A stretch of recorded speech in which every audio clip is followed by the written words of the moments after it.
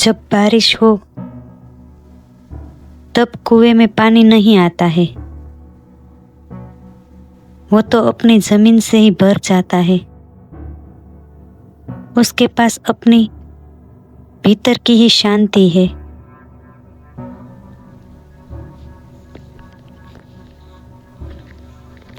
आपके भीतर भी वही शांति है, वही ताकत है।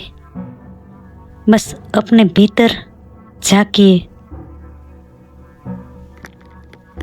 कहीं भीड़ में दौड़ लगाने की जरूरत नहीं है, कहीं समुंदर में गोते लगाने की जरूरत नहीं है।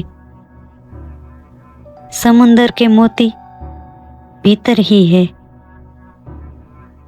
अरे वो तो क्या, अपने भीतर तो आकाश के तारे दिखेंगे।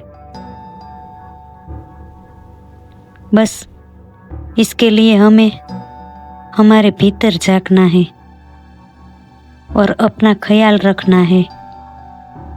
आपसे ज्यादा मूल्यवान इस दुनिया में कुछ नहीं है आपके लिए।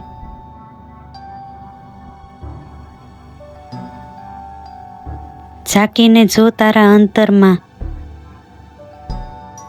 મૌન થઈને તારા અંતરને આંખો ખોલ, જે જોઈ એ તને ત્યાં જ મળી જાહે। તો